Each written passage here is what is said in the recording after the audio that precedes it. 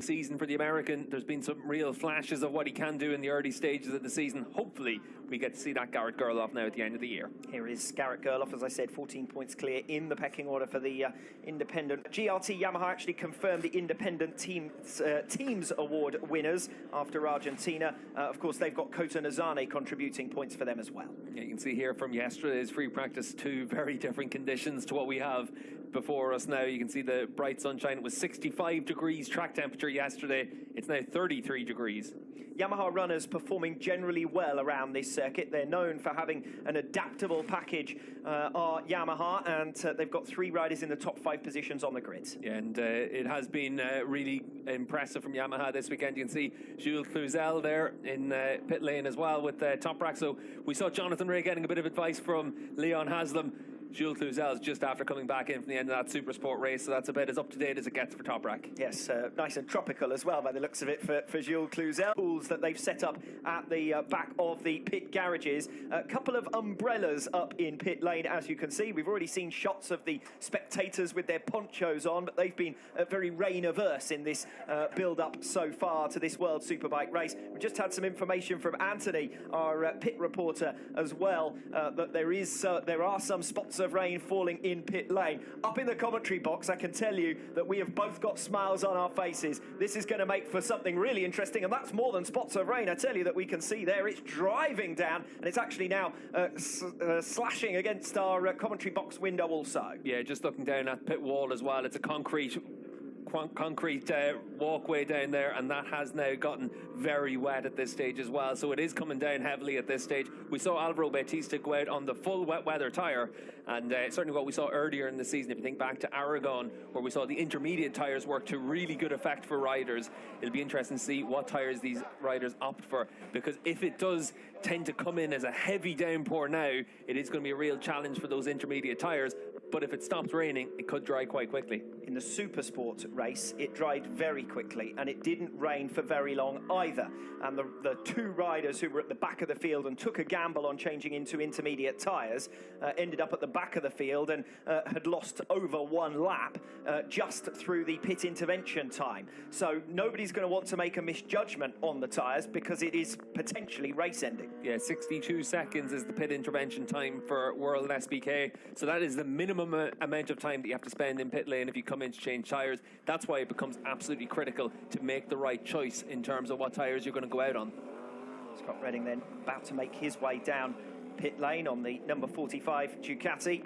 Redding, of course, with a strong recent run, 10 podiums in the last 12. A bit of a maths game, this one. He'd be the championship leader now on points. He really has had regular front-running pace, Redding.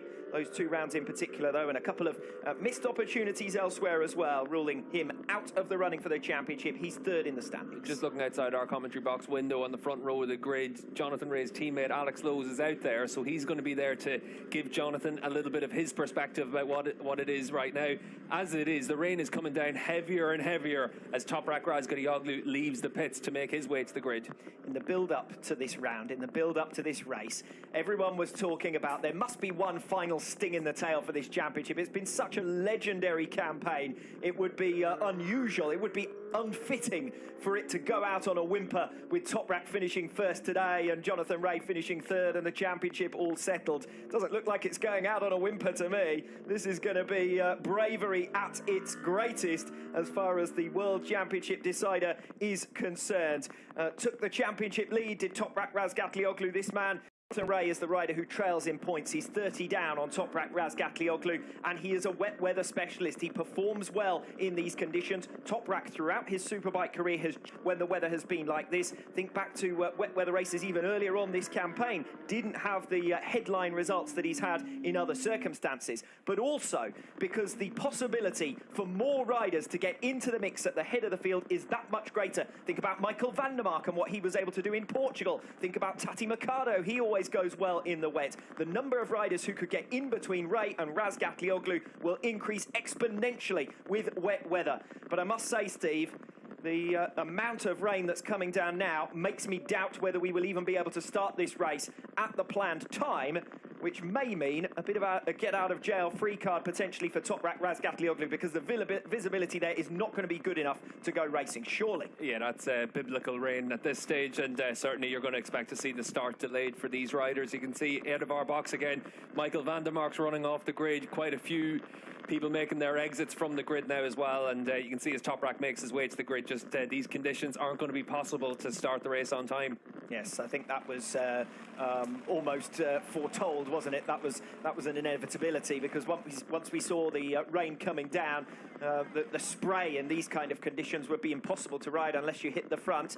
So Razgatlioglu with a little bit of pre-race acrobatics to scale the pit wall, and can now make his way back into the garage, which means we can continue to build up what is going to be a fascinating World Championship encounter.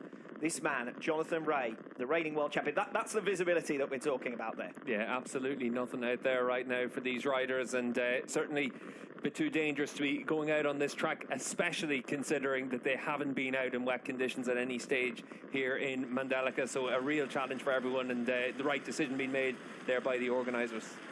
Everyone making their way back to the pit boxes. We saw this for the support class, the Asia